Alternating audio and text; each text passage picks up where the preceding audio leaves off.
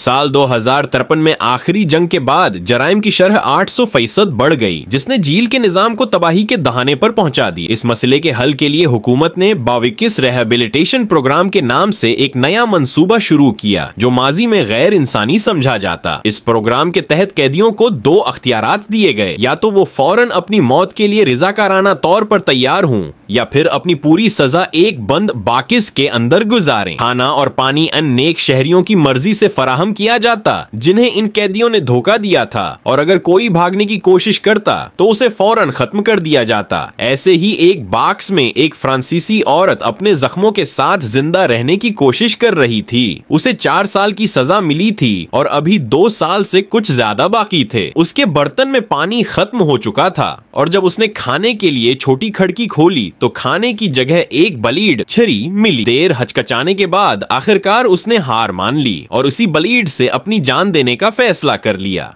Australia के एक पथरीले जजीरे पर साहिल के करीब कई बाकिस रखे गए थे। एक दिन 2 बच्चे खेलते हुए अपनी रुबड़ की गेंद फेंक देते हैं, जो एक बाकिस से टकराकर अंदर सोई हुई औरत को जगा देती है। ये कैदी नंबर 13 कहलाती है। जब वो जागती है तो देखती है कि उसके हाथ और पैर बंधे हुए हैं। वो अपने दांतों से रस्सी काट कर आखिरकार खुद को आजाद कर लेती है। उसे 7 साल की सजा मिली थी और आज उसकी सजा का पहला दिन था। अचानक दीवार पर रोशनी जलती है और एक छोटी खिड़की खुलती है। नंबर 13 बाहर झांकती है तो वही 2 बच्चे नजर आते हैं जो दूर जा रहे होते हैं। चंद लम्हों बाद लाइट बुझ जाती है और खिड़की बंद हो जाती है। 13 जोर जोर से चीख कर आजादी मांगती है, मगर इसी दौरान बाकिस के अंदर एक स्क्रीन ऑन हो जाती है जिस पर एक वीडियो चलती है। वीडियो में बताया जाता है कि ये निजाम कैसे काम करता है और आखिर में एक आवाज आती है, तुम वहीं हो जहां रहने का तुमने खुद इंतखाब किया था।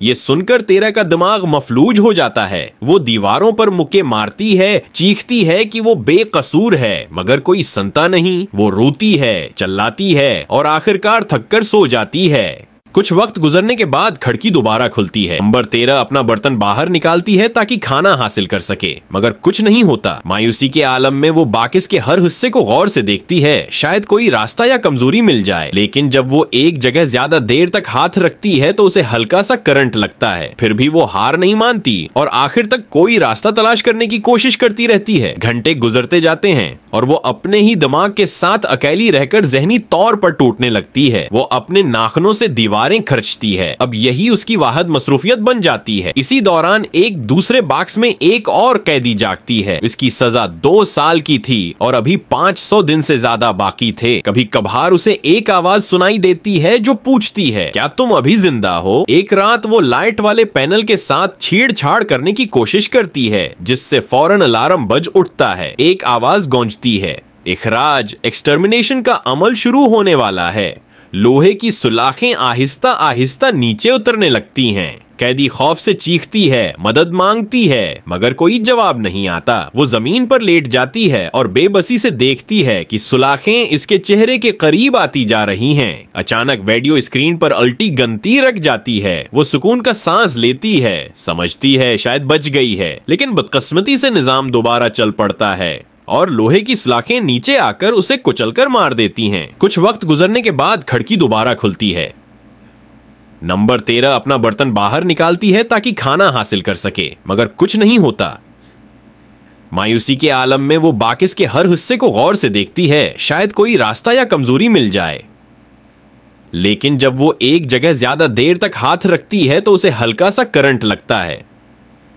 फिर भी वो हार नहीं मानती और आखिर तक कोई रास्ता तलाश करने की कोशिश करती रहती है। घंटे गुजरते जाते हैं और वो अपने ही दिमाग के साथ अकेली रहकर जहनी तौर पर टूटने लगती है। वो अपने नाखूनों से दीवारें खर्चती है। अब यही उसकी वाहिद मसरूफियत बन जाती है।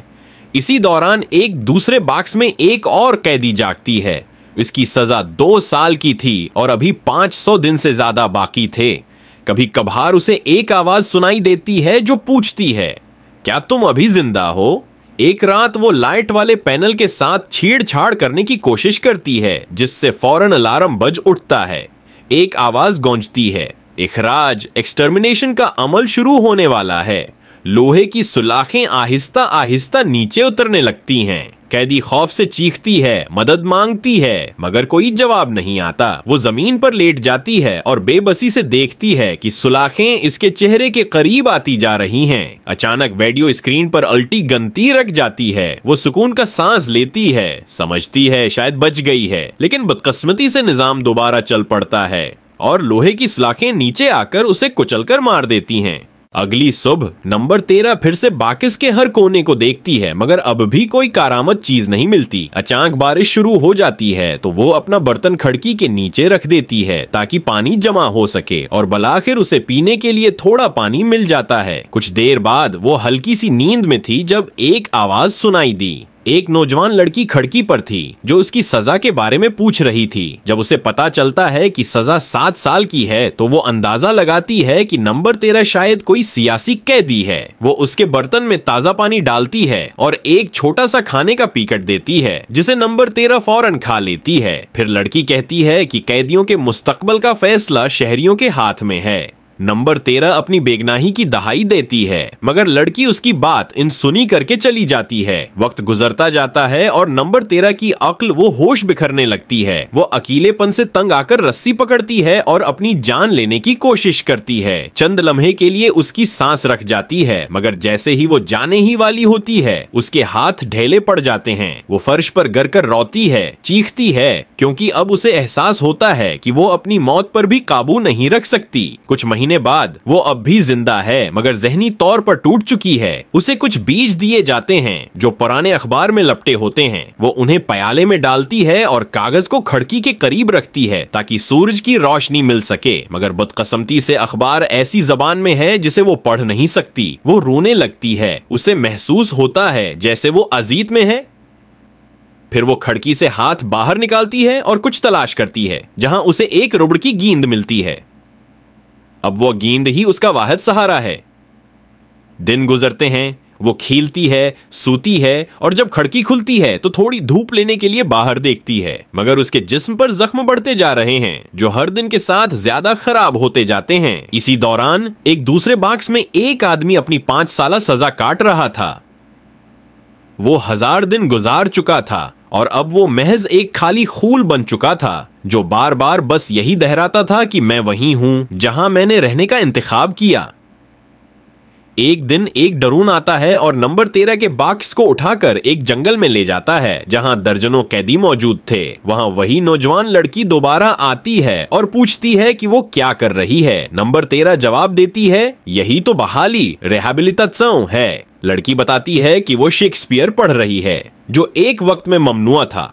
नंबर 13 उस नाम से नावाकिफ थी, मगर कहती है कि उसे पढ़ना आता है, बस बाकिस में पढ़ने की इजाजत नहीं। वो लड़की से कहती है कि किताबों के बगैर कोई इस्लाह मुमकिन नहीं। लड़की उसका हाथ पकड़ती है और रोमियो एंड जूलियट का एक जुमला सुनाती है। नंबर 13 को वो अल्फाज खूबसूरत लगते हैं और वो उम्मीद करती है कि कभी खुद भी पढ़ सके। लड़की उसे किताब देना चाहती है, मगर वो इनकार कर देती है। वो मजीद मुसीबत नहीं चाहती। जाते जाते लड़की उसे खाना देती है और वादा करती है कि दोबारा आकर उसे पढ़कर सुनाएगी। जब लड़की चली जाती है तो नंबर 13 उसके लम्स और होंठों के बारे में सोचने लगती है। तन्हाई और ख्वाहिश के मिले जले जज्बात में वो अपने आप को तस्कीन देती है और बाकिस में मौजूद कैमरा सब कुछ रिकॉर्ड कर लेता है। 1 साल गुजरने के बाद उसे बीजों के एक थैले में छपी एक छोटी किताब मिलती है। वो कैमरे से पैठ फेर कर उसे खोलती है और हैरान रह जाती है, वही रोमियो एंड जूलियट। वो अशार पढ़कर जैसे कुछ देर के लिए जिंदा महसूस करती है। अगली बार जब उसे पानी मिलता है तो वो अपने जिस्म को साफ करती है और जख्मों को धोती है ताकि इन्फेक्शन ना हो। जख्मों पर हाथ रखना अजियतनाक होता है, मगर वो बर्दाश्त करती है।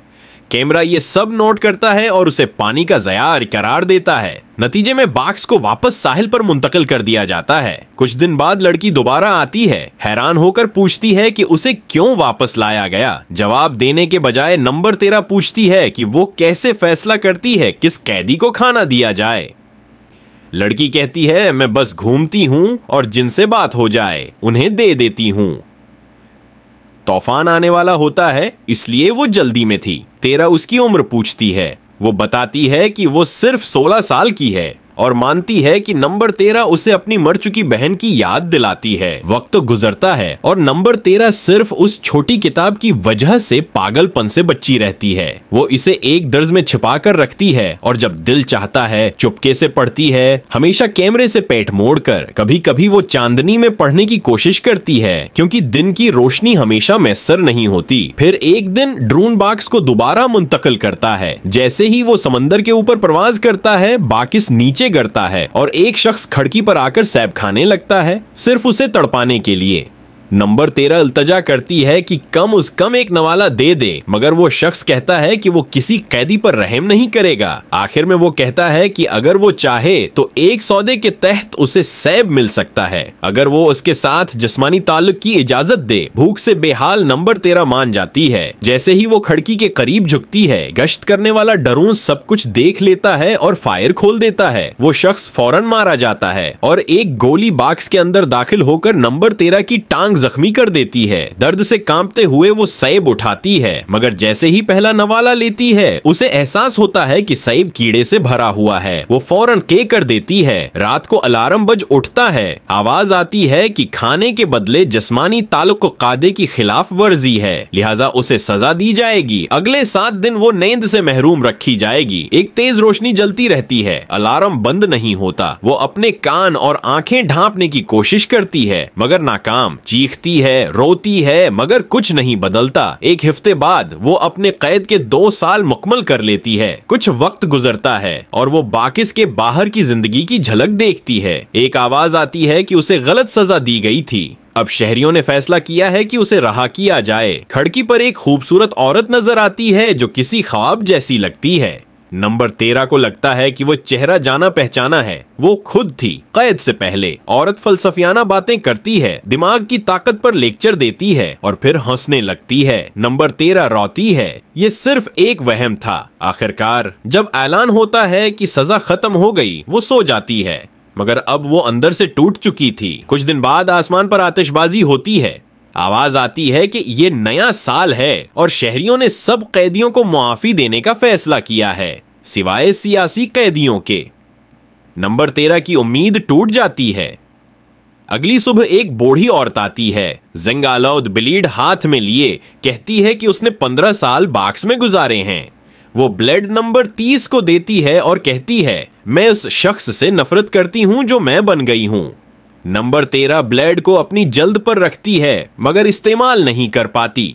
फिर अचानक वही शेक्सपियर वाली लड़की वापस आती है। वो उसका हाथ पकड़ती है, किताब की सत्र दोहराती है और इस बार नंबर 13 जमला मुकम्मल कर लेती है। कुछ महीनों बाद नंबर 13 हामिला हो चुकी होती है। वही शख्स, सेब वाला। अगली बार जब लड़की आती है, वो कहती है कि उसके लोग उसे आजाद करवाना चाहते हैं ताकि वो अपनी बाकी सजा उनकी निगरानी में पूरी करे। लेकिन जैसे ही वो ये अल्फाज कहती है, अलार्म बज उठता है, खिड़की बंद हो जाती है और लड़की भाग जाती है। नंबर 13 चीखती रह जाती है। एक और उम्मीद टूट गई। कुछ हफ्तों बाद एक नया शख्स आता है। वो कहता है कि वो उसे रहम दिखाना चाहता है और एक जलता हुआ बाकिस दिखाता है। कहता है कि एक तेज मौत ही तुम्हारा नजात है, मगर वो इनकार कर देती है। फिर वो छत से पानी टपकता देखती है, एक पीच खोलती है और उसे नाखून रगड़ने के लिए इस्तेमाल करती है। कुछ देर बाद वो पीच गिर जाता है और वो इस जगह को खरचती है ताकि सुराख बड़ा हो जाए। महीने गुजरते हैं और असे दर्दिज़ा शुरू हो जाता है। वो जमीन पर घटने टेक कर बच्चे को जन्म देती है, नाल काटती है, मगर फौरन अलार्म बजता है। आवाज आती है कि कैद खाने में दूसरा शख्स लाना खिलाफी कानून है और फौरन गैस छोड़ दी जाती है। वो सो जाती है। जब आंख खुलती है तो बच्चा गायब होता है। वो चीखती है, रोती है और अपना होश खो देती है। 4 साल बाद तूफान और समंदरी लहरें बाकिस को नुकसान पहुंचाती हैं। पानी अंदर आने लगता है, निजाम खराब हो जाता है और खिड़की उसके बाजों पर बंद हो जाती है। वो दर्द में चलाती है, मगर बलाखिर सिस्टम फेल हो जाता है और खिड़की